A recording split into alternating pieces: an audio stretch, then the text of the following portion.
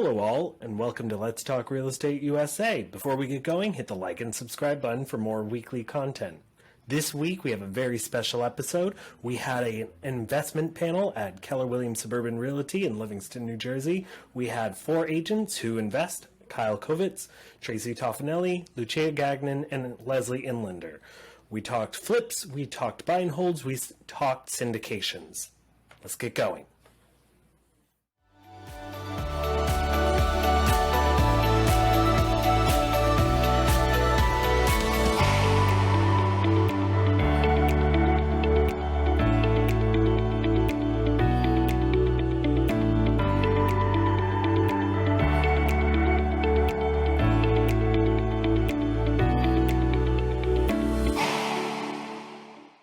Started, everyone? Yeah, sure. All right. Hello, everyone, and welcome. Welcome to our investment panel for tonight. Okay. Everyone say hi to, oh, you all know, but Lucia, everyone, Tracey, Leslie, and Kyle. And my name is Craig, if you haven't already met me. All right. So, I've been here for about a little over a year. I got into real estate because I was fascinated with investing. Just started investing this week. Okay? Congrats. Okay, congrats. Awesome. Syndicated deal. Oh, yeah? Yeah. Oh, yeah, you're telling Boise, Yeah. right? Mhm. Yeah. So, shall we get started, everyone? Sure. All right. She's looking down. Jackie, can you go to the next slide? Yeah. Number 1, the objectives for today, because I couldn't help my former teacher self. Learn the differences between buy and holds, flips, syndications, the best way to get started, tips of the trade, and pitfalls to avoid. All right? Jackie, next slide. And then our sponsor for tonight was Dina Parla, now of Guaranteed Rate, what's it called? Guaranteed Rate Affinity. Yep. Yep, it's about a minute. Hey everybody, Dina Parla from Guaranteed Rate Affinity. Thanks for coming today to the investor panel. Sorry I couldn't be there. I wanted to touch upon a couple things. If you were to go the conventional route for an investment loan, couple things to consider. For a single family house, you need 15% down. For a 2 to 4 family, you need 25% down. You can finance up to 10 homes that are second homes or investments. What else?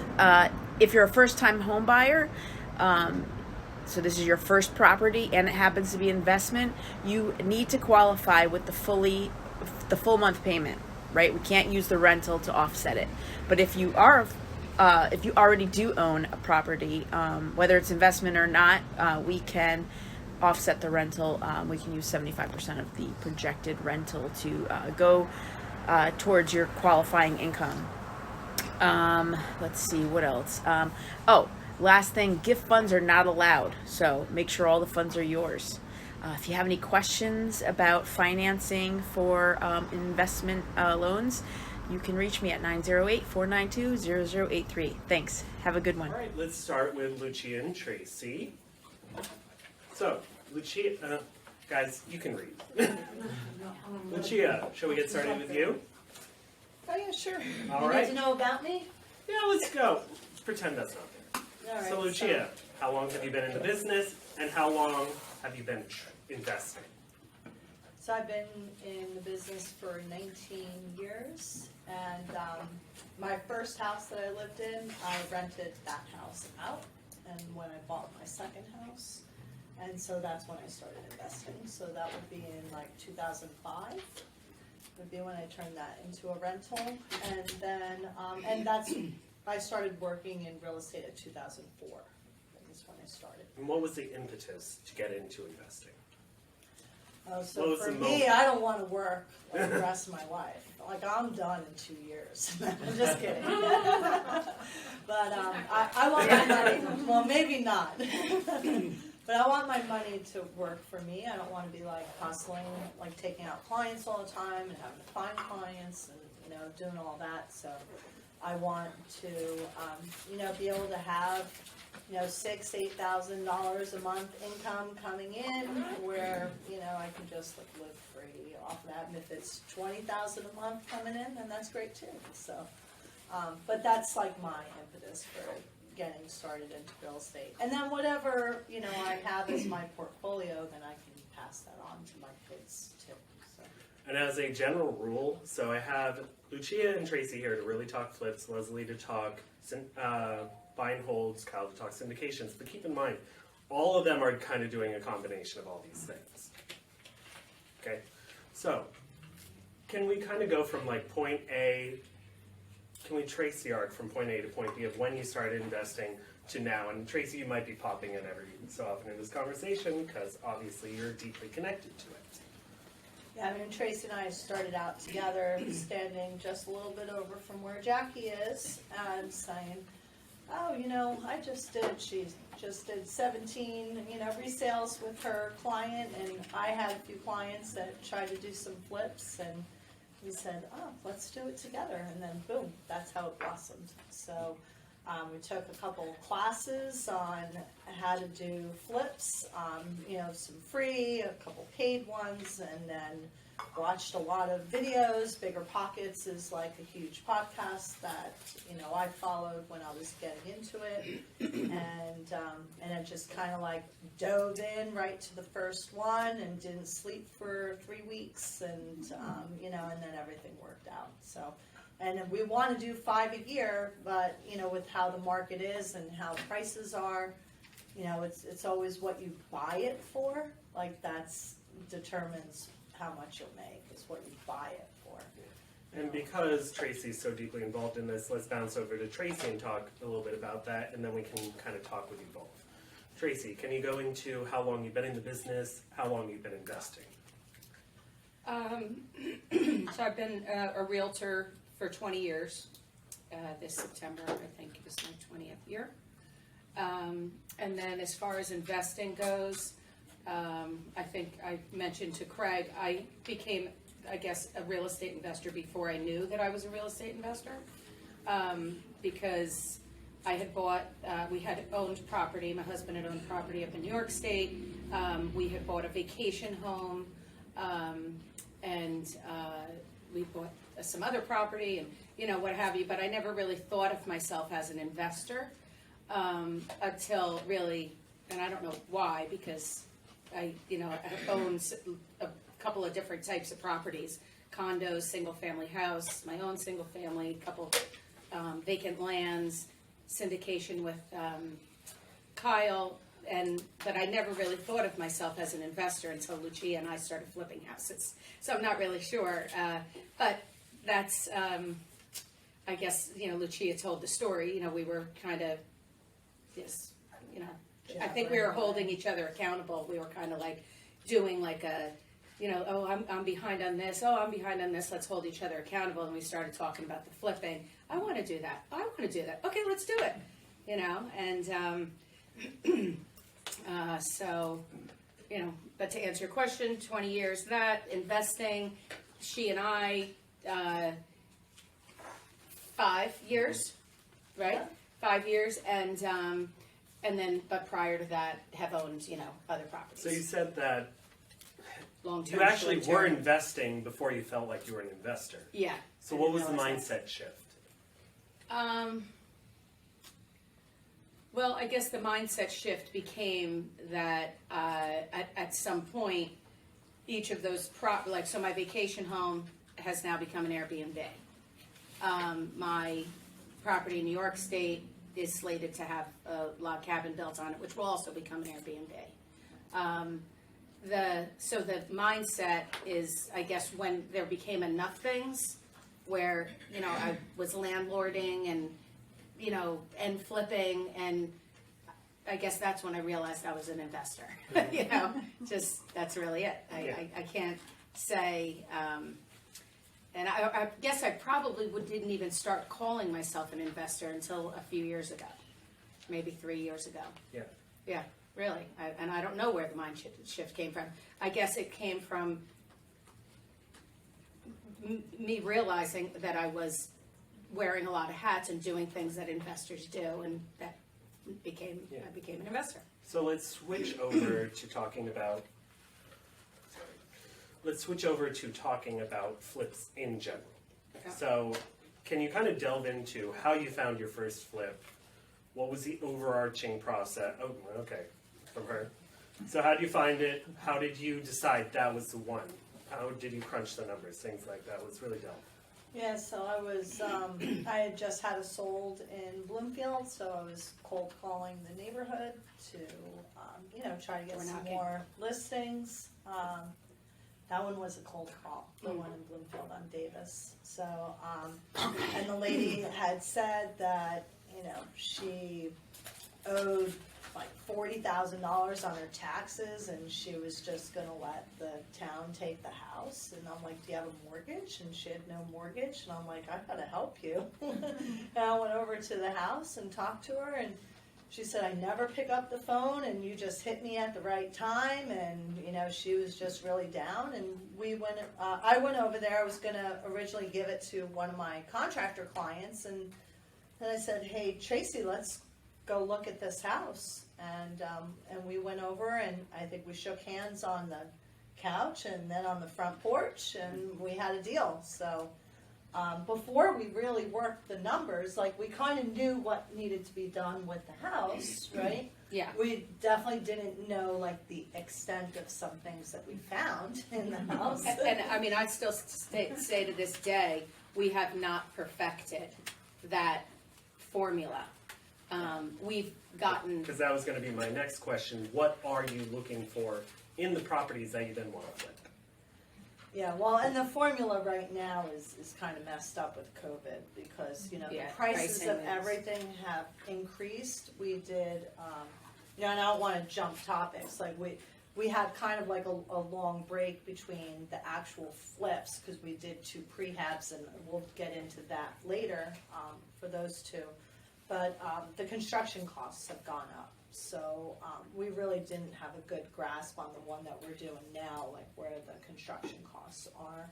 But as far as trying to budget, like we've done bathrooms, we've done kitchens. This Yeah. is our 8th house that we're doing, so we kind of have a good general idea. Now, our plumber gives us a good guideline. $1,000 per fixture is what he charges us. So $1,000 for a toilet, $1,000 for a kitchen sink, $1,000. that's for a new toilet, not to change a toilet. Like, this just is to talking be about clear. plumbing, Like a all new new bathrooms, plumbing, brand all new. new sewer lines, all Yeah. new stuff, because we're gutting, because these houses have plaster walls and stuff like that. So we're getting a good idea of those kind of things. Some things that we don't know is like main beams, like how much would a main beam, or maybe some termite damage that you find that's across like the sill plate of 2 walls of a house, or things like that. Can I ask a Yeah, question? go for it. Have people, like, when they see you guys doing the construction on the house, have you gotten any knocks on the doors, like, Well, we've sold houses as Neighbors. realtors to neighbors through that. Yeah. Got a listing, got a sale, got a listing. Yeah. We've usually been getting a deal from each. Yeah. well, I don't mean that, I mean, before you even get it on the market. Yes. Oh. Are people yes, you coming? So those are the prehabs. Yeah. You're Okay. talking Yeah. about like selling the house? Well, that just, I know that's, like, some of my builders, we they did. sell We it flipped- right before, and they we don't even did. get it on the market. We did that in Cedar Grove. We didn't Yeah. ever put it on the market, and and we met somebody who had a Halloween party. We had a Halloween party and a neighbor came. And neighbor came and said, I have a friend who wants to buy this. The friend called and they bought it. Cool. Yeah, so that has happened, and then, yeah. So we're noticing that a lot of the sourcing of a lot of the sourcing of the properties is coming from a variety of places. Is there any like one place you're getting the most Yeah, so from? most of them are estates, Yeah. like the estates has really been like. But the estates key for even that have us. been listed, though. Yeah. They're not all off market. Some have been MLS properties Yeah. as well. And you also mentioned something called a prehab. So what is that for you? Go ahead, Teresa. So is there a different? Obviously, there are different types of flips that you can do. Yeah, so prehab is pre-habitate, like before you rehabilitate the house. So we buy it for a price, and then we do very minimal cleanup. Like our one in Little Falls, we put in $500, and then we sold it to an investor, and he paid us $81,000 more than we paid for it. And so we turned that over in like 2 months. And then after that, we got another one, we were like, well, that was pretty cool. Do we need to do all that work?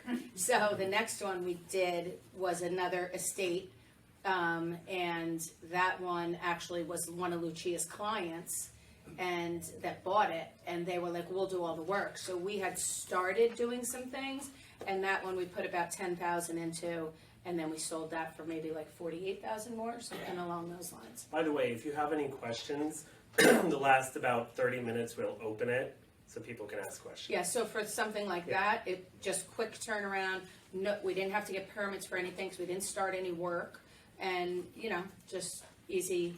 Yeah, so that was those were two that we did this year, but normally it's full rehab. So there was a bit of a wait. Oh, I don't want to jump. Can we move into the financing portion for a moment? Yeah, that's Which what, is yeah, when I was chatting with you, yeah. most people think, oh, they watch a YouTube video, you watch HD, whatever. And there's like one approach to do it, that's all. It seems like every single one of your deals, it's been a radically different approach to financing. That's true. So can you delve into some of them? Yeah. Well, when it's like I had mentioned to you, when we first started, Lucia and I had gone to these. Van Merrill. Yeah, these seminars. like how to get, some of them were like how to flip a house, how to get money for the house. We actually had to role play how to ask people we know for money. So we did that, and we asked people for money. So I had an uncle who I took out to lunch and said I wanted to start flipping houses, and would he be the bank? And Lucia did the same thing with her mom, and would you be the bank? And both of them said yes, and they were happy to make high interest from us. And initially, we were paying 12%. So they were happy. They were making as much as we were, essentially. At the end of it, So a win-win. close to it. Yeah, exactly. And the greatest thing about it was that it was 100% financing. So we didn't have to jump through any hoops. We didn't have to put any of our own money into it. We just paid interest at the end, and everybody won. So that was for a couple Two. deals. Yeah, right. Yeah, maybe. Yeah, and then we had another deal where we did a home style loan, which is, if everybody knows what a 203K is, home style is the conventional sister of that, and that is. Another way, so it's conventional lending, but you borrow the money to purchase and the money to rehab it. And then another one, we actually got a straight up conventional loan because the house was in livable condition. People were still living in it, and so we were able to get a conventional loan for that. And then this deal here, and then two of them was our own money. The two quick ones was both of our own cash, so we just bought them with cash with our own money. And then this one right now is our first hard money loan. So literally we've done it. And Every if there's single any way other you could ways do it, that anybody else we've knows, done it. let me know.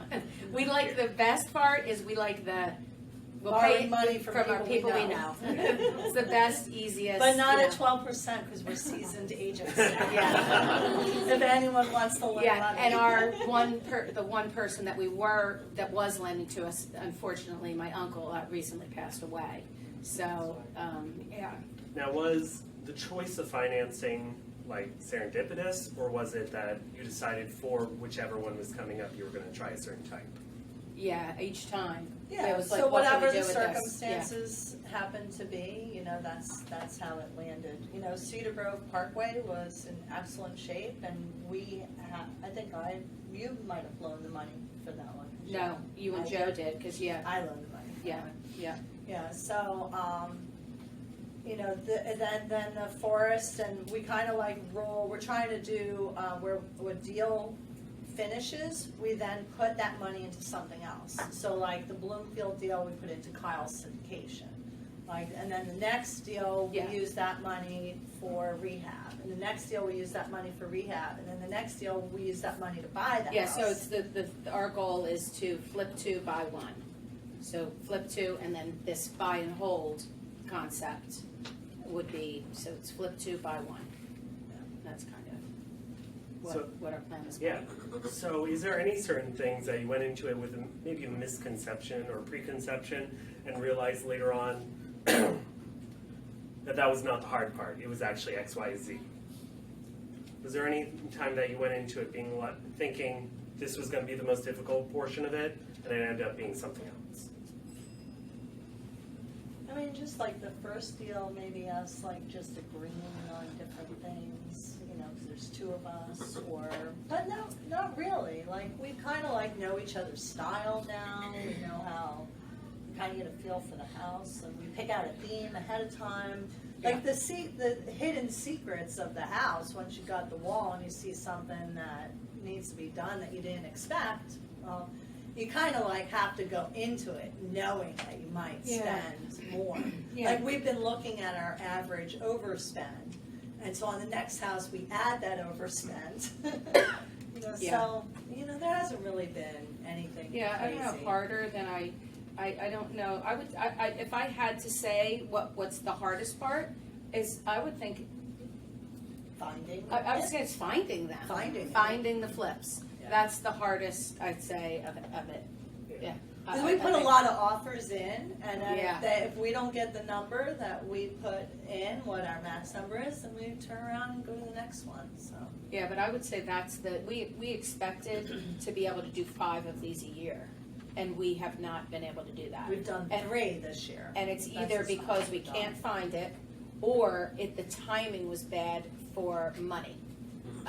Because either, you know, whatever, there's just various things, but like this hard money deal, we still have to have like 30% into that. So you have to have some money liquid that you could, and you know, so a 90% of the rehab, I don't remember if they're giving us 90 or 100%. 100% of rehab, but on some you would have to do that 70% and then 90 of the rehab. So, so I think those two things, finding the money and finding the deal, are, I would say, harder than what I expected it to be. So what would you say for someone who's trying to break into it, trying to do their first deal? What's a few things you would say to that person? I mean, they have to know the number for buying, selling. Yeah, You know, because we look at the Absolutely. house and we go, what can this house sell for? So we come up with that number first.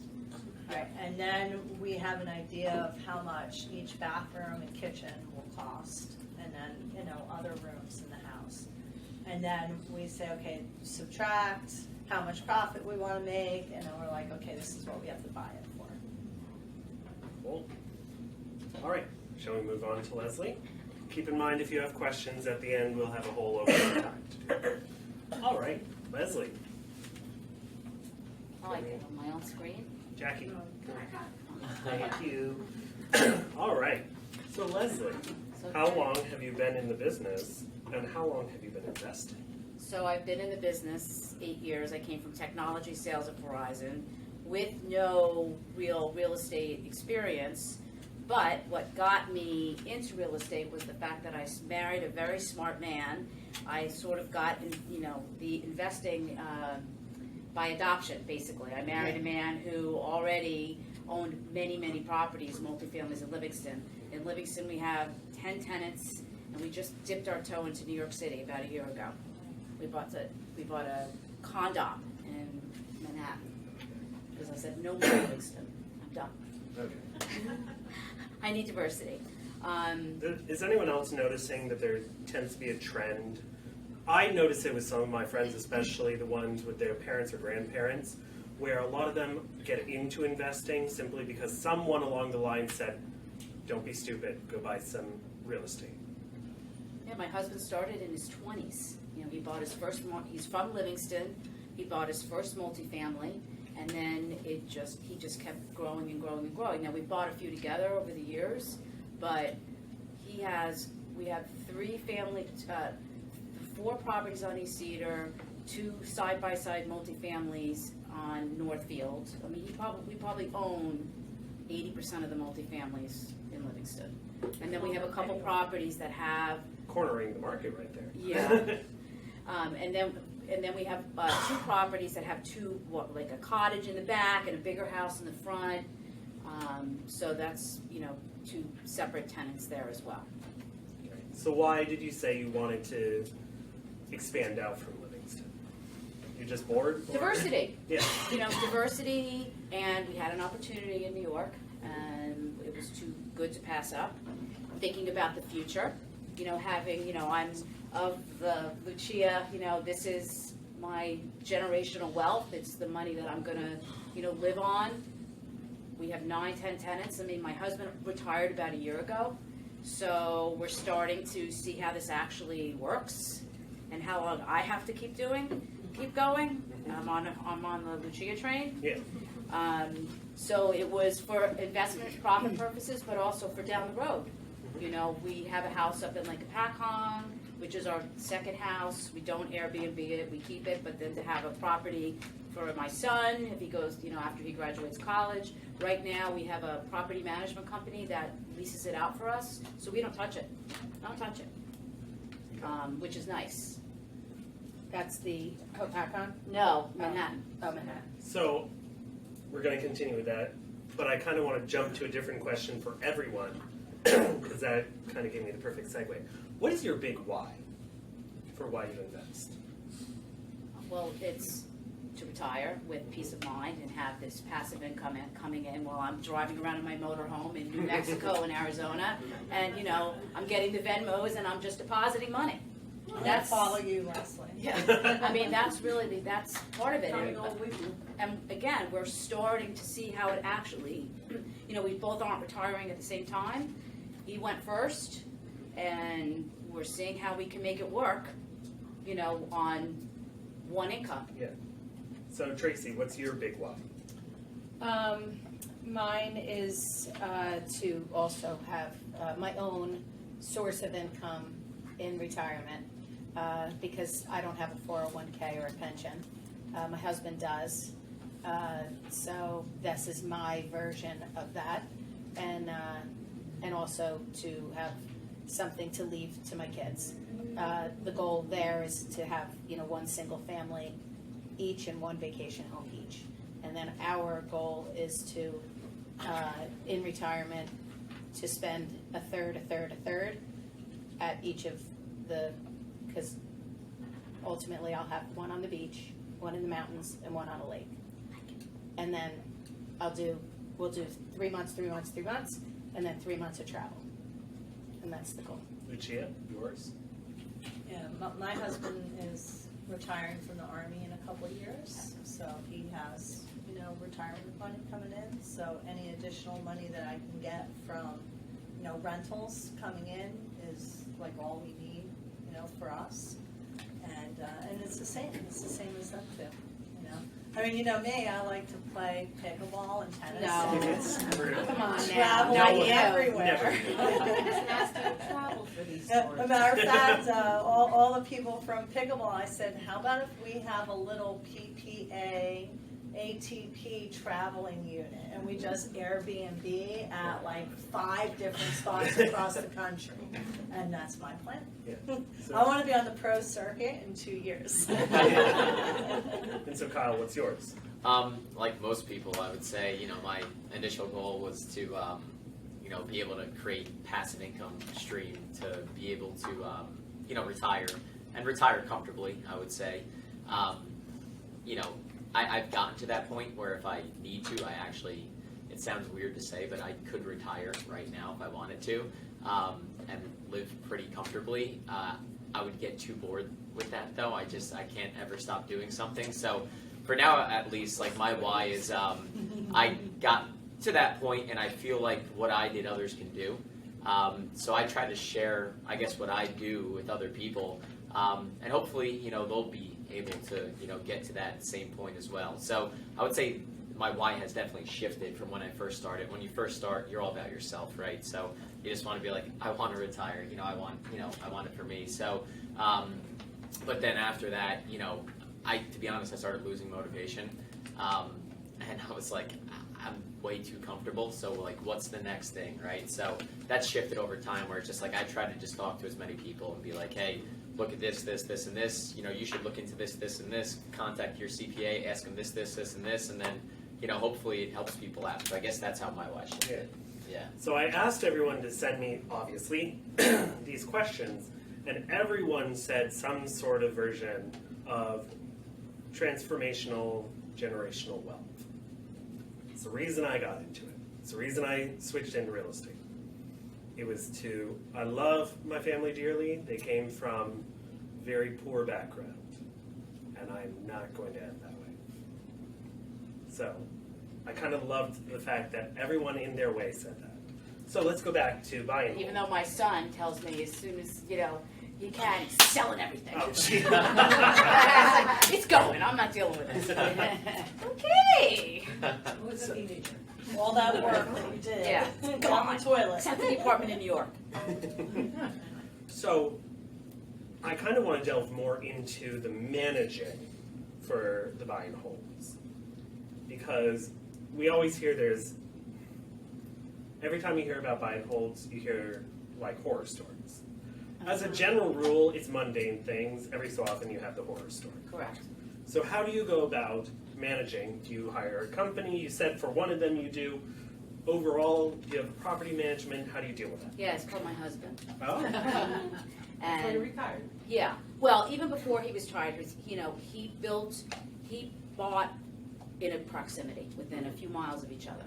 So he was always able to get to wherever he needed to get to quickly. And the other thing, God bless him, he's handy as heck.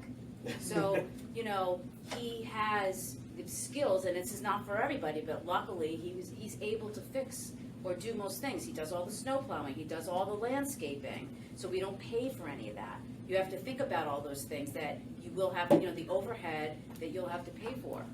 So we're lucky. We're trying to figure out when we're not going to be here. That's our next step is who is going to do all that stuff, Systematize and it. that's when we'll probably have to hire somebody to take care of that for us.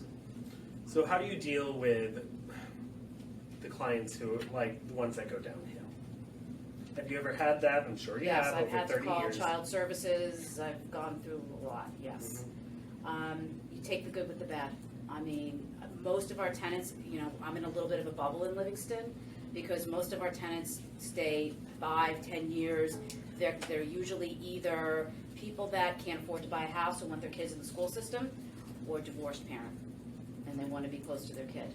So it's very, I actually have one coming up that somebody's been there for 3 or 4 years. It's a little 1-bedroom on 121 East Cedar. We know that we have to go in there and do some work. We knew that there's always, you have to build that in. Okay. A few questions about, there's different ideas of when to raise rent. Do you raise rent like yearly when it comes to inflation? Do you do it when there's changeover? What do you do? It depends on the tenant, and my husband's is like a softie, and I'm like, we gotta raise the rent, we gotta do it now. But they pay on time, she's a single mother, blah, blah, blah, blah, blah. But, if it depends on the tenant. If they're good tenants and they take care of the property, sometimes it's hard to put a monetary value on that. To get another $50 a month or, a couple $100 a year, sometimes it's not worth it. We just did raise everybody, but we don't do it. It's a case by case basis. We're not like that hardcore landlord. We really try, especially now and during COVID, we really try to work with all of our tenants. And in return, they stay. They take a decent care of the properties. But And when there is changeover, do you tend to update instantly, or do you update as they live there, or what do you do? well, it's very hard to update as they're living there. It's very hard to show when they're living there. So usually, like right now, we have the carpet guy going tomorrow to take measurements because we know the bedroom needs new carpeting. She's still in there. She's out at the end of the month. As soon as she's out, we have to go in. We have to change the carpet. We have to paint. We have to plan ahead because the carpeting, as we know, everybody's behind. So we have to buy it, ahead of time. And then as soon as she's out, my husband's going to be pacing, getting that apartment ready so I can put it on the market. There's a gap. Yeah. As a general rule, how much time for the switchover is there? It depends on how much work we need to do. It depends on contractors, it depends on what we have to do to the house. By the way, if any of you, I know quite a few of you have buy and holds. If you have anything to interject here, that'd be. But anyway. Yeah, it just depends. This one will probably turn around in a week and a half.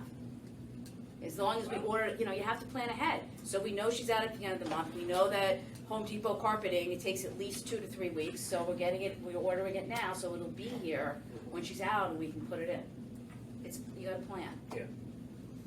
So, we'll come back for a few more questions later on. I have questions for all of you, but we'll do that later on. So let's move on for Kyle. Thank you, Leslie.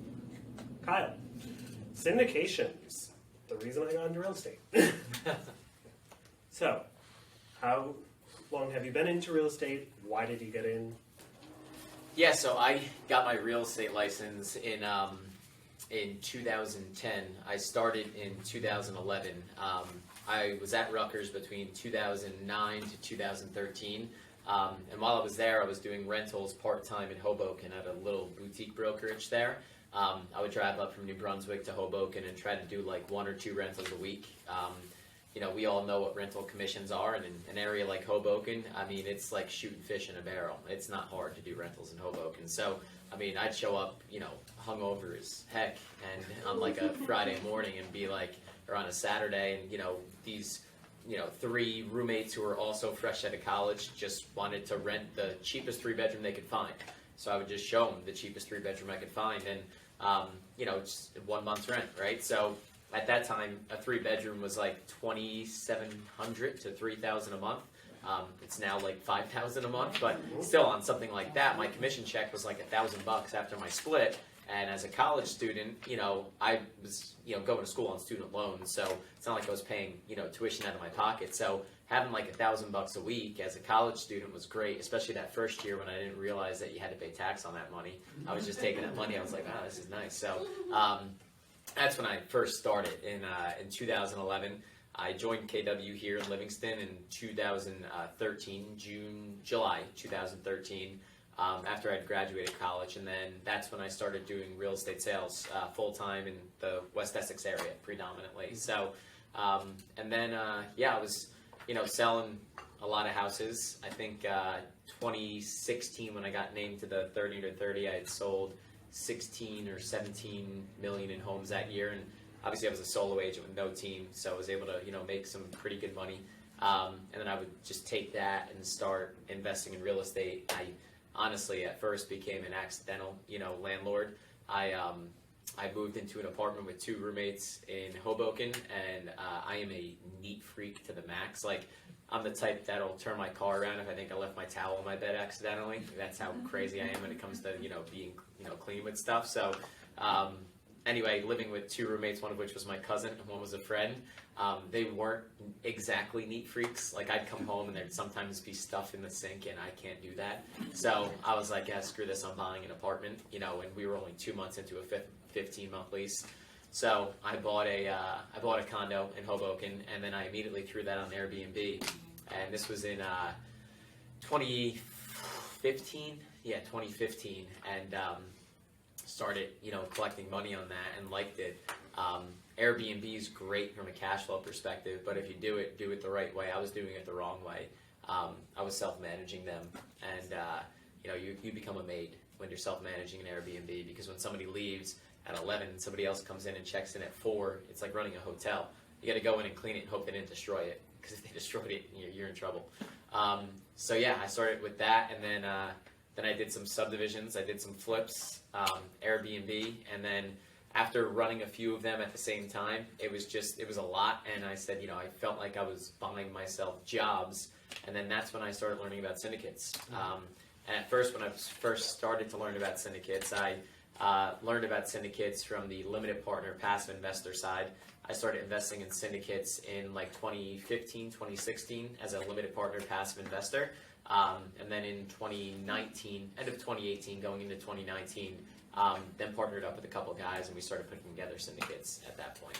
Quick question. Does everyone know what a syndication is? Yeah, let me explain what that is, because to be honest, I had no idea what it was when I first started about it. I heard syndicate, I was like, what the hell is that? So I thought of horse racing, because a lot of the horses that are owned for horse racing, they're owned under syndicate. So what a syndicate is, it's just a large partnership, that's all it is. So you have the general partners, which for example might be me and 2 partners. We'll go out, we'll find an apartment complex that we think is good and worthwhile purchasing. After we find that and we, kind of do all the inspections, due diligence, lease audits, financial audits, then we'll open it up to investors and we'll say, hey, we need to raise, X amount of dollars in capital to close this deal. And the first deal that, Lucia and Tracey got into, we bought a property in the Phoenix market, Glendale in particular. We bought it for $11.635 million. We're under contract to sell it now for over $25 million just 3 years later. So that deal, I preface by saying it's more of a unicorn and an exception as opposed to the norm. Usually the returns aren't going to be that high. But on that deal, we raised roughly about $3.5 million in equity to close that deal, which at the time in 2018, end of 2018 going into 2019, to me sounded like a lot of money. But we just closed a deal in August where we had to raise $27 million on that one. So it's, it takes time to build up, and, you have to, be picky on these deals, because to be honest, if I wanted to, honestly, I could do probably upwards of 5, 6, 7, 8, 9, 10 deals a year, just find different partners to partner up with. But I definitely have more of a long-term mindset in mind where, to be frank about it, I wouldn't care if I ever lost any of my money, but one of the biggest fears that hold me back is the chance of maybe losing somebody else's money.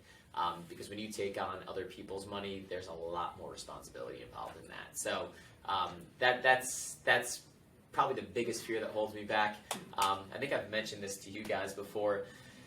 In 2019, we bought that property in Phoenix. We brought a bunch of other apartment complexes at the end of 2019, and I thought the Phoenix market was overpriced at the end of 2019, and I could not have been more wrong.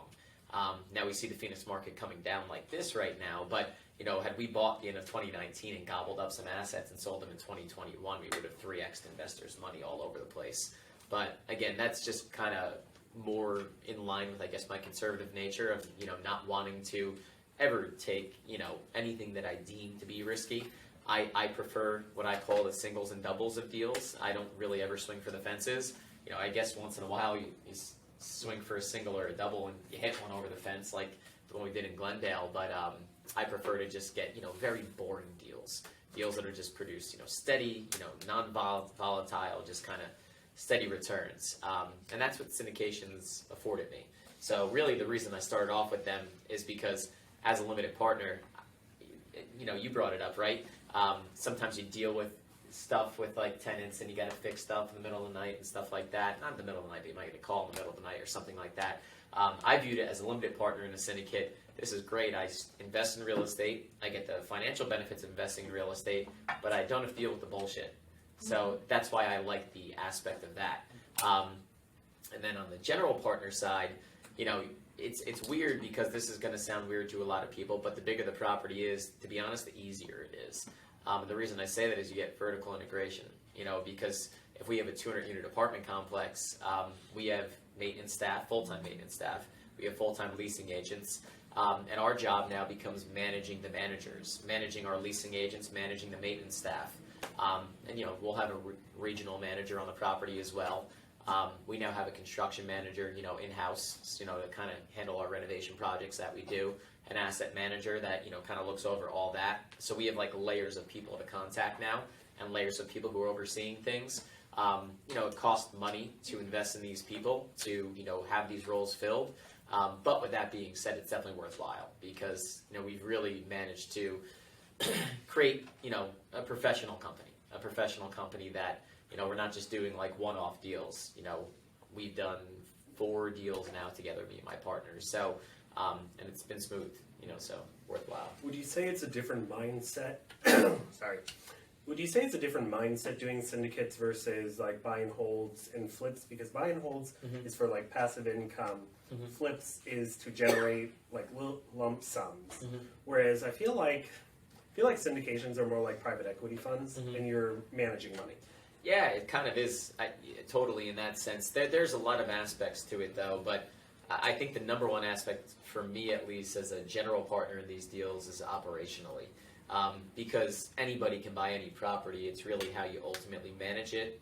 because anybody can identify like a good location, but then you got to get it at the right number. You know, you guys talked about previously, you know, you make the profit when you buy, you know, largely.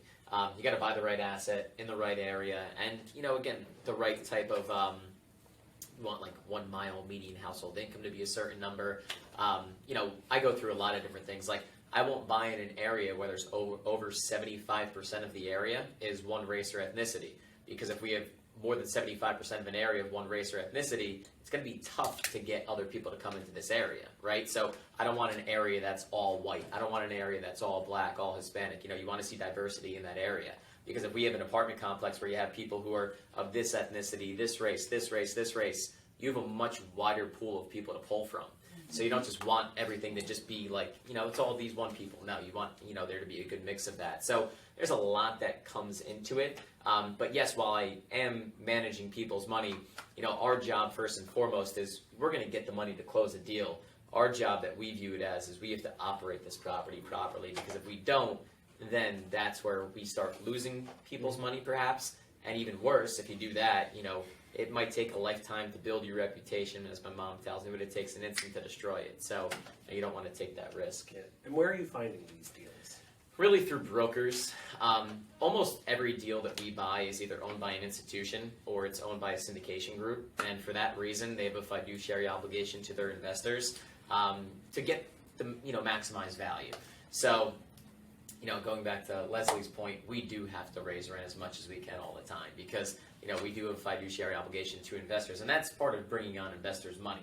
You know, again, for you guys with using your own money, you can decide that. Right. Likewise, I could decide that too if it was just my money. But when we take on investors' money, you know, it's a different story. It's kind of like, you know, publicly traded companies, how they have to do everything they can to maximize profit. That's kind of like us. We have to do Running everything it more we like can. a business Yeah. than Yeah. a mom and pop. Right. You're running Let's say, it strictly, you know? very strictly numbers. It's just Yeah. numbers, and you view each unit as a number. You know, what can I Yeah. do with this I mean, number? we do. I mean, Yeah. we look at the numbers all the Oh, time, definitely. because the worst Yeah. days of the year for us is when we have to go to that Livingston town Yeah. and pay our property taxes. Yeah. In Livingston, it's awful. So Yeah. we have to really be tight. Yeah, and I'm not. Again, I'm definitely not saying you're not looking at numbers or anything like that. Just that we have to really view everybody Right, as a you've number. got to, exactly. Yeah. It's just me and him. You know? Yeah, so like we have certain criteria for what we'll accept as far as tenants, credit scores, you know, income to rent ratios, things like that. And those are things that we, you know, kind of study and identify in different markets too. One of the big things that we look into is that, you know, we love NIMBYism. NIMBYism is not good for prices. It's not good for the public. It's great for investors, though. Anybody know what NIMBYism I was just is? saying, I Not don't know in my what that is backyard. either. Not in my Yeah. backyard. So, Oh. yeah. So you know how like there's people who are like, there should be all this housing, but then they'll say, but not here, right? So like that's horrible for the public. It keeps prices super high. So if you're an investor, what do you want to see? You want to see high prices, right? So, you know, areas that, you know, really they don't put out permits, if there's no new supply coming on and there's population growth, I mean, it's a perfect storm for you, right? Because you want to have that supply-demand imbalance in your favor. So if there's towns, whenever they, you know, throw in permits for new construction, everybody in the town comes out and they're like, yeah, but I don't want this here, I don't want this here, and everybody complains and they never approve anything. I mean, listen, I'm not an advocate for that. I think we should be building a lot more in this country and all over the place. But if I can find an area where I know they're very apprehensive to, you know, issuing new permits for new construction, I like that as an investor, and I'll take advantage of that as an investor. Again, as I said, I don't think it's great, you know, for the general population, but as an investor, it's great, you know, because it's going to juice my returns.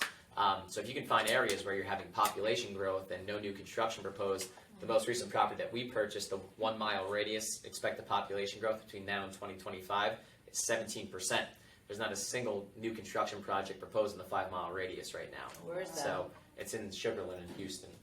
Yeah, so so there's a lot that goes into it, and that's part of managing money too. And for those of you who are friends with me on Facebook, you probably always see me post all the stats and data and stuff like that, because I just crunch that all day. And I try to identify, you know, what's the next opportunity, where's the next area I should be looking, you know, what are the trends going on.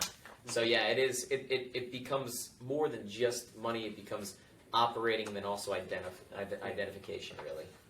Tracey brought up, dear Lord, Tracey brought up something that I kind of wanted to ask the panel, which is she said, most of her money is in real estate. Do you find you're balancing, or do you prefer to primarily invest in just real estate, or do you try to diversify into stocks and things like that? So this is for everyone. Yeah, this is my personal belief. I believe you can diversify within real estate. Because there's different asset classes of real estate. So you can diversify geographically across different asset classes. So I can diversify in the sense that I can invest in a bunch of different markets. I can invest in, again, from the syndicate side, right? It's very easy. It's almost like buying stock and shares. I can invest into a syndicate in Boise, in Phoenix, in Dallas, in Houston, in New Jersey if I wanted to, New York if I wanted to, Florida if I wanted to, Georgia, the Carolinas. So you could diversify that way, but also you could diversify across asset classes. If I think I need some exposure in self-storage, in mobile home parks, in industrial space, in multifamily. I personally love multifamily, mostly because, it's housing, it's heads and beds, it's something that just makes sense to me. I always fear, God forbid something goes really, really wrong. What's the last thing you would ever want to give up? The roof over your head. My whole life, ever since I've been young, my mom's always told me this. I've always been very interested in buying liquor stores, and I have not yet, and real estate. I think that has to do with because when times are good, times are bad, I would see people around me drinking. So, I always thought that was pretty recession-proof, and then COVID happened, and one of the few things they didn't shut down was the liquor store. So I was like, okay, maybe I was right. So, but anyway, and then housing, right? So, to answer your question, I personally don't really diversify. I diversify within real estate. Yeah. What about you?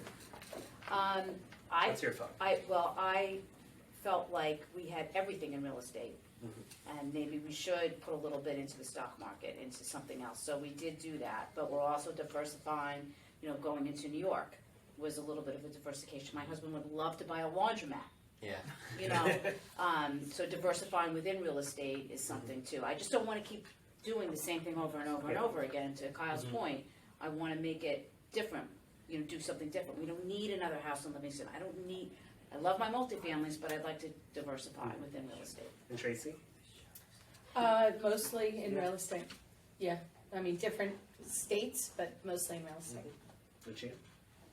I have somebody that helps me with, stocks and that type of thing, because I think that the professional that knows what they know should work that end, and I know what I know, which is real estate. That's some debate I always had with my father, because my father was an accountant, so he was always into his stocks, and I was always into my real estate, so, so that's how I do it. Cool. I think there was just 2 more questions for you, and then there was a few questions for everyone, which is what most of the people here. Well, is anyone not a realtor in this room right now? Okay. But even for him, what's the simplest way to get involved in a syndication? The way that I did it, at least when I first started off, is I learned about syndicates actually listening to a podcast, and they talked about some event that was going on in Vegas. And the event was in 10 days, and I was like, screw it, I'm going to it. So I've never been to Vegas before. To this day, it's the only time I've ever been to Vegas. I'm maybe the only person my age that ever went to Vegas didn't have a sip of alcohol either. So I was there at this event for 2 days, and it was geared towards syndicators. So what I basically did is I walked around the room. There was 500 people there, and I started asking people, hey, who's syndicating? Everybody said I am, right? So they were all syndicating. So I started asking, who's somebody here you recently invested with that you had a good experience with? And I was waiting to see the same name pop up a couple times, and the same name popped up a couple times, and then I sought out that person. I said, hey, do you have any deals going on right now? And he said, no, but I'm looking at a couple in San Antonio. And I said, okay, great. I said, how do I get on your investor list? He's like, just give me your contact info. I said, okay, well, give me your contact info as well, because I didn't want to lose his contact info. So went to that event. He emailed me a deal. I was like, screw it, I'm doing it. I just threw $100,000 into the deal. A couple years later, that deal sold, and my 100 turned into about 240 after 2.5 years or so in that deal. That was, this guy had won San Antonio Apartment Operator of the Year with the San Antonio Apartment Association. So, I felt that this guy was pretty credible. To be honest, I don't necessarily recommend the way that I was so just fast to, I just put my trust in, he got an award. right? So I was just like, yeah, he got an award, so I'm throwing my money into this deal. So, because I've also invested in bad deals. After that deal and everything was going smooth, like 2 months later, I kept going to these events, right? And I went to, sit next to a guy on a bus tour, touring some apartment complex. He was telling me how he's doing a deal in Fort Worth, speaking the whole deal up. And I was like, nothing could go wrong. I'll just throw $75,000 into this one. So I threw $75,000 into that one, and that deal went horrifically. Now, that guy's lucky that the market was good, because my 75 turned into 78 total after 3 years. So I made $3,000 over 3 years in the hottest real estate market of all time. So, to be honest, had that tide not risen, my money would have went like this. My money would have probably disappeared. So, but yeah, that's how I did it. I would go to these events and I would just ask people, hey, who's doing deals? Can I get on your distribution list and things like that? And then after doing that, I eventually joined a mentorship group based out of Dallas, because I identified that as like a market that had really good fundamentals that I wanted to get into. And then that's how I met my partners, and then started doing deals with partners as a general partner at that point. Is there like a minimum that you have to invest in? Typically, most deals right now, it used to be 50 was common. Now the most common I see is 75. Mm-hmm. Yeah, typically 75,000. And then when do you usually start seeing a return? Typically 6 months. Usually for the first 6 months, no distributions, and month 6, you'll start getting cash flow distributions. The cash flow, when you first started investing in these deals 7 years ago, would be like 9%. Like our deal in Phoenix right now, we're distributing 12-13% annualized. But a new deal that comes out today might distribute 6% annualized. So cash flow, as more people got into the market, asset prices went up, cash flow, went down. Yeah, so right now I'd say on average you're looking like 6 to 7% average annualized cash flow. That doesn't account for appreciation. The average annualized return is usually between, historically 18 to 20% average annualized. As a general rule of thumb, real estate is going to usually double whatever the stock market does historically.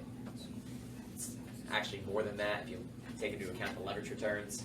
Just not get off on a tangent, but from 1870 to 2015, real estate returned 6.64% per year. When you take into account volatility, compounded returns, and the stock market 4.4 something. So if you figure that you buy investment real estate with 25% down, that would imply that real estate returns 26.2% annualized, whereas the stock market 4.4 and change. So real estate, 5X's, almost 6X is what the stock market does historically over 150 years. That's not my opinion, that's a fact. So I kind of want to do just like 2 questions for the whole panel, which is, the first one is, if you could go back and try something different, fix a mistake, something like that, what would it be? I could start this one because I tell everybody this one. I would have bought a 4-family with an FHA loan and lived in 1 unit. Yeah. I think right. everybody should do that. So if somebody doesn't own real estate yet, your first purchase should always be take advantage of that FHA loan, buy a 4-family, 3.5% down, because you're never going to get that opportunity again. Yeah. That is 100% what I would do. Yep. Diversify, kind of what Kyle said, diversify in real estate. I wish we had done more of that sooner. Yeah. Because we're pretty much in a box. So I want to get out of that real estate box and diversify. Yeah. Tracey? I probably would have gotten started flipping sooner, because I had an interest in it probably 10 years prior to Lucia. But I think that if it wasn't her and I don't think that I probably would have done it. It was just me by myself. It's great to have a partner, because honestly, it's a big job, and to run a full-time real estate business, selling real estate and doing that. I say it's like having 2 jobs, like 2 full-time jobs. So if I didn't have a partner, so I would say getting started sooner would have been I would have, wish I started sooner. Wonderful. Bought my vacation property 3 to 5 years earlier, so I could have been Airbnb in it. So, what is, I think I warned you all that this question was coming. What's one question you wish I had asked, and how would you answer it? For me, if certain topics don't come up in a conversation like this, if, I already if gave you generational mine. wealth doesn't pop up, I'm gonna somehow bring it up. I gave you my answer. I gave you that question when you interviewed me, and you already used it, so I'm out. Which one was it? That was, how do you get financing? Oh, yeah. Because, yeah. Well, yeah, I learned from that mistake. Yeah, I guess mine is have a goal in mind. I know people say the term, what's your why, and that's, it's overused a lot of times, but it really is a worthwhile question to ask yourself. Maybe not so much what's your why, but like, what is your goal? What's your goal? What are you trying to do? What's your plan to get there and stuff like that? Map it out, but make it, a perpetually moving target. Because, I've been at 2 points in my career where I can say I've hit a goal and I hit a block right after that. Because if you hit a goal, sometimes you feel like, okay, I accomplished that, but now I don't have anything to drive me. My first goal was to make, NAR 30 under 30, and I hit that. And then after I made that, I was like, all right, I don't know, what's next? And then, my next goal was, I'd like to have at least $10,000 a month in passive income, because I feel if that's the case, I can, get to a point where, I can comfortably kind of do whatever I want, when I want, at least right now. And then I hit that, and then I was like, okay, so what's now? What's next? So have have a lot of goals laid out, because if you just have one goal, and it is important, I think, to focus on one thing. I'm sure a lot of you have read that book by Gary Keller. I think that's important, but have the next goal ready. So attack one goal at a time. But after you accomplish that goal, have the next goal ready, and make sure it's a step up from what your first goal was, I would say. Me? Yeah. I would think like, what's your fear, and how do you get over those fears?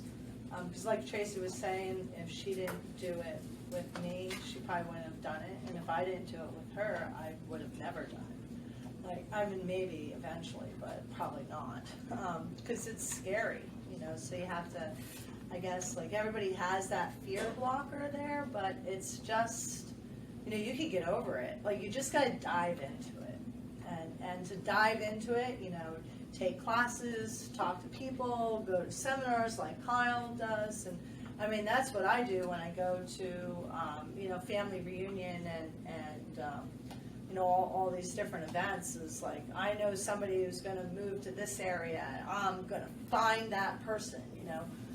Joe loves the Steelers, and we found Dan Rooney on the boat, to meet him. And I was standing in line behind him. Like, you got to find like what the solution is, and just try to educate yourself. But then you have to jump into it and just do it. I mean, basically, to tag on to Lucia, I didn't ask to be, a real estate investor. It just sort of happened. So I had no choice but to jump into it. And if I can do it, you all can do it.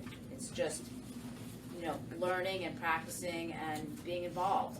And the other thing I would say is I wish we had gotten out of our box and gotten bigger, just a lot quicker. Like, we should have bought a 4-unit multifamily. We should have tried to buy an apartment. We always wanted to buy an apartment building. I wish we would have done that. That's my biggest. You still can? We still can. We still can, but yes. Well, thank you. So now we're going to open it up to the floor. So does anyone have any questions? I have a very simple question, because I think Tracey was talking about hard money. What does that mean, hard money? Oh, sorry, I should have explained that. I just assumed that everybody knew what hard money was. Sorry about that. Yeah, sorry. So that is, it is Private bank. it's a private lender that is willing to take a risk, unlike a conventional loan, a conventional lender, willing to take more of a risk with their money. And actually, our loan, which, well, I'll get there in a second, wait. So I say their money, but they have investors as well. And so they lend out that money, but just at a higher interest rate. And it's very easy to get. You just need a good, what do we need, 720 credit score?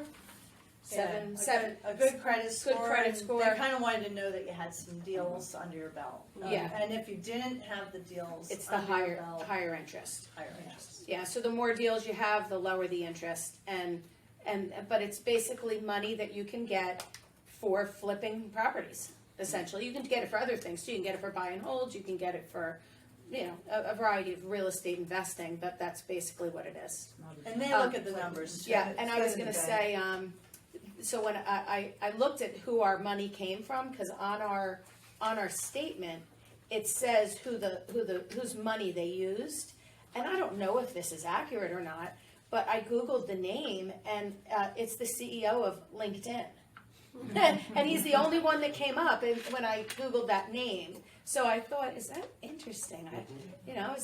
So I don't know where they get their money from, but Yeah. you- I'll also Private add in equity with this. Yes. I just recently learned. I mean, I've heard of hard money, right? But I recently learned details of it. So for everybody in here, Gary Keller runs this company, or like 2-day event called KW Wealth. I went to it back in July. Incredible event. Now I think it was like $1,000, but I highly recommend everybody go to it. So We can talk about that today. Yeah. Stephen would also, he's gonna do like a little crash course for Jason, us on it. Jason Abrams. It's Jason and Brett Tanner. And Brett Tanner, yeah. So I mean, it was incredible. And Gary himself is there, they go over like a lot of. They talk about being a hard money lender, becoming a hard money lender. Well, so that's what I was thinking. Maybe that's what this guy. Yeah, That's, they talk about everything. I But mean- I found that extremely intriguing. Ah. Yeah, because to your That's point, your when you next brought thing, up the Kyle. LinkedIn guy, there's people like very wealthy individuals who will just say, "Hey, I have $20 million. I'll be the funding mechanism for Yeah. your hard money for your, loans." yeah, Yeah, yeah. it was very interesting. And if to you're learn getting paid on hard money, I mean, we sat down recently because we knew we were going to need hard money for an upcoming, because as I said, one of our lenders had passed away, and we wanted to have options other than the conventional reno loan and a conventional loan, just in case we couldn't get it or the house wasn't eligible. So we sat down with a list, just made a list of Like 20 lenders. 20 hard money lenders. lenders. And the interest rates went from like 13% with points to, I think what we ended up with was like 8.75 with 1 point. That's great. But everywhere in between. And, this guy promised the moon and the stars as far as like service, and I wouldn't say that was the case, right? Yeah. Still waiting for a reply on the email. Yeah. So that I've asked any update 3 times. It's still, it was cheaper money than 13 and a point, So being an investor with that, getting paid 13%, Yeah, pretty good. and backed by the asset. Too. Yeah, right, backed by the asset. He actually, and in that course, he was giving examples of when things went bust. He was actually, you want everybody to do well, but if they go bust, you actually make a lot of money as a hard money lender. Right. Yeah. Yeah. And he showed that example of like what his returns were on the property that he was a hard money lender on and had to foreclose on, and what his returns turned into. And it was, it was very interesting. Yeah, I to got learn about. nervous about that foreclosing on. Like I had heard that hard money lenders will take the house quick. It's not, you don't have to go through a process. It's not like a court process like for a regular home that you own. So as soon as we got our first statement, I went in and set up automatic payments Yeah. because I was like, yeah. Kind of what we are. Yeah. Question. So for you guys, you didn't do a short-term loan, like a 6 months to 12 months? You did. Hard money is a year, but you can, no prepayment penalty. Now you're with a rental loan? Say it again? A rental loan with hard money? No, That's short-term. you can, but when we bought our 6-family, it was commercial, just a regular commercial loan.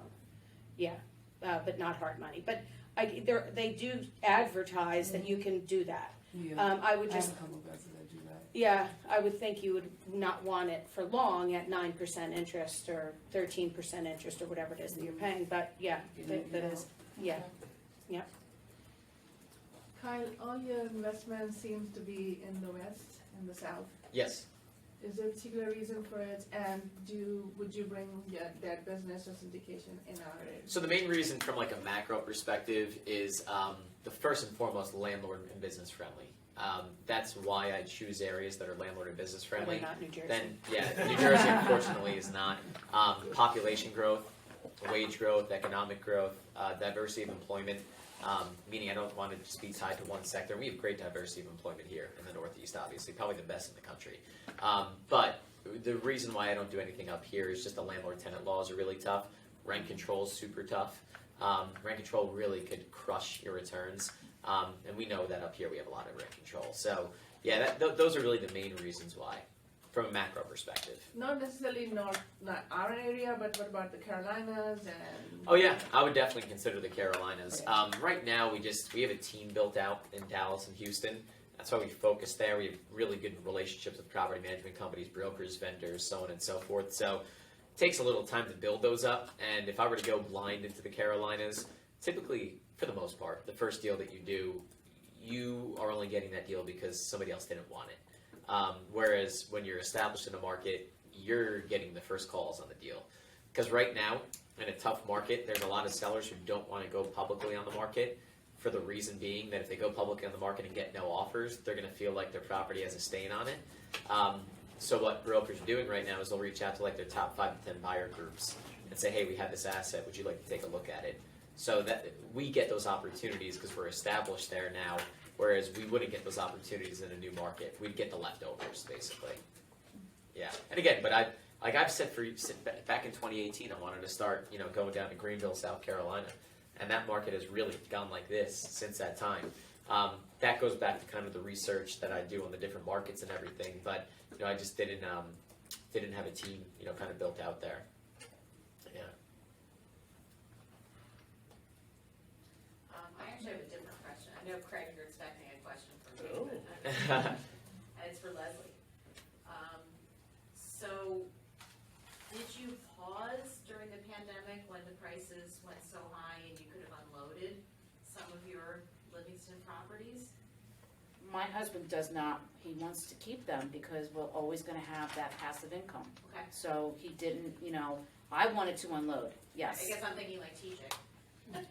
Yes. Let's just get rid of them. Yeah, I would love, and I think down the road, maybe we'll lighten the load a little bit when we're really not here as much, but he's holding tight to those things. Right. He worked his whole life to build them up. There must be a tax analysis involved. Yes, and we have our financial person and our accountant, and by the time, the problem too is when it's an investment property, the capital gains tax, unless you go out and buy something else, you're paying a lot of money. Yep. So that that was enough to set him on fire, and we've been hold. That's one of the reasons why we hold. Have you ever looked into a cash out refi?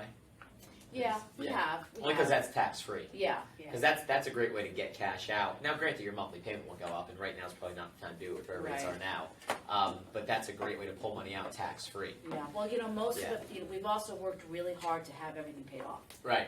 So Yeah. we have maybe like one mortgage left. Yeah, that makes sense. So it all depends on, for me Yeah. right now, If I'm you're still building. I'm still building. Yeah, we're right? on the other So, side yeah. of the rainbow. You're still climbing. Yeah. Yeah. So so our I goal noticed is. one side of the screen, is like that, and the other Oh, no, we did not plan that. He told us where to sit. I just see females and males. I don't see Okay. anything else. I think we're the same. I'm gonna edit that part out. Anyone else? I know Jackie had one other question. No, but I think you really covered that question. Yeah, you I can't even remember what your question you was, did. to be honest. You're good. Okay, cool. For you guys, what was, if you guys can remember, what was like your profit on your first property? 98,000. $640. So our goal is to on each flip, and it's kind of gone up, but we started with a goal of 60,000 and split it 30-30. That was our goal initially. I don't know that we're willing to work for that goal anymore. I think we've given ourselves a raise, but our first one we did 98. Great. Yeah, got lucky on that. Have you done the full gut? The full This one that we're doing now is our Yeah. biggest one. Biggest one. And if we're on target to have our Halloween party, then you guys can all come and see it. It's a little. Is that this the one, commercial property? no, No. that we're still working Okay. But on we're now. keeping that. That's Yeah, I'm good that's for that. yeah. But yeah, this one is our biggest and our biggest budget and our it's we're not sure how it's going to turn out. How did you find your engineer and your architect? Say it again. How did you find your engineer and your architect? We don't have an engineer No. yet. We haven't needed one. No. And the architect I got from a past coworker from Prudential Damianos when I worked there. Is it single family or multi? It's a single This family. one, yeah. Yeah. We have a multi that we're It's a renovating West also, but Orange. the one that we're talking about is that. Yeah. 4-bedroom, 3-bath, finished basement. I got an engineer, I've done flips before, I got an engineer through my contractor, and then the engineer referred me to an architect. So they like referred me, it was just a circle. Yeah. Yeah. And they're used to working with each other. Yeah, that's the probably, important part, so- yeah, Absolutely. yeah. Yeah. What did you need an engineer for? Put up a microlam, and we had to apply for all the permits with the town to knock down a wall, put up a microlam, and he needed to submit like a report for the engineering report on it because it was structural. Because we Oh, just so put up Tom- a micro lamp. Well, Yeah. Tom was probably an engineer too, so. he Okay. probably Yeah, has- or what he probably He did had is somebody he sign had somebody off on sign it. for Yeah. it. Got it. He Yeah. had somebody Okay. sign off on Yeah. it. Okay. I wanted to do everything What on is it. it? Yeah. What is that? I'm not- When you take out the It's like a- main beam of the house, Yeah. so it doesn't fall, Yeah. you need like, Big you know, this and big, thick. this Yeah, fat. it's like 10, Yeah. 10 inches tall. I have a Yeah. picture I like going Yeah. in. Well, not going in, but a picture. It of goes the from thing. basically side to side of the Yeah. house. Yeah, it's like 24 feet. Yeah, Like when old people house. say, is this wall structural? And the Why- answer is why yes. did you That's take that out? because we Open up opened up the the whole whole room, house. our whole house. Okay. Put There's all these little 8 foot, boxy- 7-foot island. 8-foot island, 8-foot yeah. island in. Yeah, it's looks I nice. see a few questions back there. Justin? Lucia, you mentioned that a challenge you're kind of facing is finding deals. So I guess, you know, three of you, what are you doing to find deals today? We used you for one. Oh, It didn't work out, but it's all right. I mean, so that's other what. than me, what are you using? Yeah, I mean, we're, you know, it's a lot of word of mouth. You know, like we pass a neighborhood and we see a dumpster outside, and I leave notes on their doors every week. You know, knocking on Your their neighbors door. will tell us, like, a neighbor here said, you know, there's a vacant house up there, the lady died, and if you see this car, it means the daughter's there. So look for that car and then go knock on the door. So I go So that's- drive by this house in Bloomfield Yeah. like every single So time. you Oh, that I one go. too, yeah. What's that? You just drive by and see a... Yeah, she's more of the door knocker. I'm not a door knocker kind of gal, but Lucia doesn't mind it. So She'll look on the MLS. And we'll each have our own little Yeah. thing that we've kind of like grown into, you Yeah. know. So Tracey will look into the MLS, and I'll be the door knocker, and then we both talk to people. yeah, And you guys talked about estates before. That's how I got probably. I mean, the best flip I had done. yeah, You know, you know the property well, Yeah. obviously, because Yeah. you sold a lot off. But right. yeah, woman died, and I knew her son lived around the corner, and he's a guy I'd always see, you know, all the time. And I'm not what I would call a grave chaser by any means. No, but, no, at, not at all. at the same time, that sounds sarcastic, but Yeah. No, I didn't Yeah, mean that. yeah. I meant, no, it's like either way. It just Yeah. so happens that way. Yeah, Yeah, no, we're not but- like checking the bits or anything. Yeah, yeah. And then knocking But on the it's- door. it's There also- are people who do there are that. people who do that though. We But have, there we truly have, are. we have a thought about hiring someone to do that, but no. But yeah, I would see him, and you know, when I first saw him, I had just shared my condolences and Exactly, everything. yeah. And prior to that, I had already sent him a number of letters before. You know, and it was nothing Even- about his mother's house. No. It was just to let him know that I was in real estate. So Right. he already knew me as the real estate guy. So when I'd run into him, I'd say he would just start bringing it up. He would say, "Hey, we're gonna sell my mom's house soon. Don't worry, you're gonna get the call." I felt awkward because every time I saw him, he must have. It was almost like he thought it was following him to be like, "When you selling that house," but he would just bring it up. And then eventually he called me up. He was like, "Let's list it." And then I said to him, "What's the deal with that side yard?" And he was like, "My parents bought 2 lots. Their idea was to sell it to one of us kids. We would build a house next to them. That never happened. They combined it into one." And I was like, "Okay." I said, "Why don't you subdivide it before I sell it, and then I'll sell the lot off for you, and I'll sell the house off for you." He's like, "It's fully paid off. We want nothing to do with that." I said, "I'll just buy it straight off you then." And that's how I wound up buying that one. So it was a case of both an estate and I guess prospecting in a sense. Because I'd originally touched base with him on a cold call, and then just stayed in touch, and then eventually his mother died, 2 and 2 together, and yeah. So a lot Yeah. of times Yeah. it seems that some of your best deals are coming up through a lot of times serendipity. but knowing how to deal with it when it comes. Yeah, I mean, and that gets a little tricky too, when somebody calls you to go on a listing appointment, but you also think like, ooh, this could be a good house for me. So there is a little bit, so we kind of came up with a listing presentation that is like we want to help you however you can best be helped, but these are your options.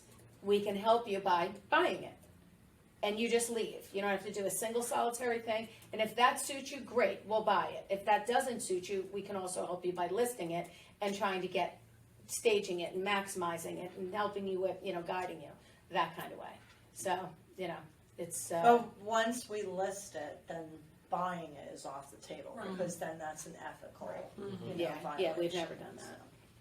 And some people are just like, the one we have now, we actually bought on the MLS, and they had 6 offers, and there was, I don't think we were the highest, I mean, I know we weren't the highest offer, but I think we were the lowest offer.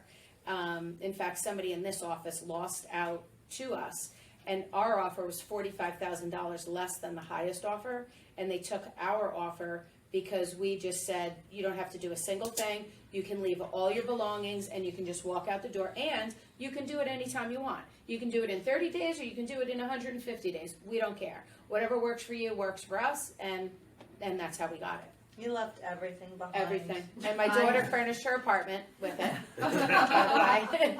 So that was actually not so bad. I found his porn card collection. Oh, yes. That's right. That's right. That's a good one. We'll say that off, Rosemont. Rosemont. Yeah. Lourdes? Okay, my first question is for Tracey and Lucia. Besides having a 720 credit score and a few deals under your belt, are there any other requirements to get a hard money loan? You need to have your own cash to put into it. Okay. Hard money is gonna require you have some skin in the game. So I think on this, we had to put down 30%, maybe 25, 30, but I think it was 30% of the purchase price we had to put down, and then they gave us 100% of the rehab cost. So you have to have some skin in the game. We had to provide comps also, so like comps for what we bought the house for, comps for what we could sell the house for. They sent an appraiser out to the house. Spreadsheet with all the costs of repairs. Yep, a spreadsheet for cost of repairs and another. Yeah, but primarily the only other requirement you got to have some cash. Okay. Yeah, so the only time you wouldn't have to have cash is if you're doing private money from somebody. That's just. Otherwise, you have to have some money in the game. Yeah. Thank you. And the next question is for Kyle. One, is it still a good time to invest on an Airbnb?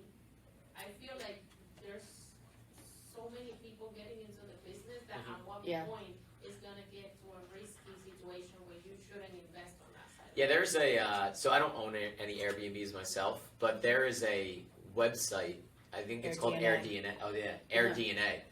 That's what you should visit, AirDNA. Yeah. It'll show you like every market, Yeah, like it which goes one market should you by probably market. avoid, which one should you probably hit. It goes through all the data. My sister owns an Airbnb in Scottsdale though and does very well with it. Yeah, the other thing too that you have to worry about is the towns Zoning, changing their rules after you buy them. Yeah, if you definitely, I mean, rules of thumb, you never want to buy one in an HOA because the HOA can always change the bylaws.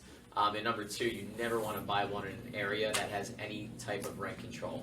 Because if it has rent control, then that tells you that they're already the government gets involved in housing, and they have no problem getting involved in housing. So, Arizona notoriously is the most landlord-friendly state in the entire country. Arizona is really the Wild West. I mean, straight up, like it's you don't pay, don't stay type of state. So, you want to be in areas like that. And I would say personally, I've always felt that the best Airbnb markets are the year-round like bachelorette party markets. Because people are always getting married, and they're always going to have bachelorette parties. So Nashville, Austin, Scottsdale, I think those are probably the 3 most popular.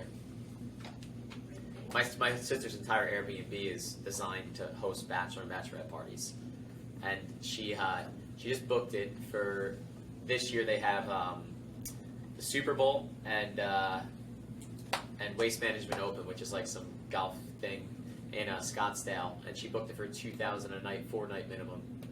So, Wow. and her Yeah, monthly that's mortgage great. is $2,800. So, Oh, gosh. yeah. That's Yeah, great. so $8,000. Yeah, It's gonna pay her mine mortgage for doesn't 2.5 do anything months. like that. Yeah, Nothing. yeah, But I also use it. That's my Yeah. vacation home too. That I Yeah. just don't, I just I Airbnb it when I'm not there. right. Thank you guys. All right. One more. So Kyle, I know you had an investor seminar here a few months ago. I wasn't able to come to it, but I was told that you had some really interesting information. I'm very curious to know how to get involved with some of your investments. I guess that could also be a question. How is the best ways to contact you and get involved? Yeah, so my info's up here. So yeah, yeah. I mean, you could email me and I can put you down on our investor list for sure. For any future deals that we do get, I could definitely send them out to you. If I can't keep track of who I'm friends with on Facebook. I know I'm probably friends with almost everybody on Facebook, but I post a lot of my stuff on there, and then once I put people in our investor database, then they're on my newsletter that I send out that has like a ton of data and stuff like that. So that's probably the best way. Yeah. All right. Well, thank you everyone for coming. Great, Thank great, you. thank you. Thank you, Great. guys. Thank you, Craig. Thank you, Craig. Thank you. Thank you to our panelists. Thank you to Dina Parla for sponsoring with all the pizza. If you didn't get any, if there's still some left, go eat.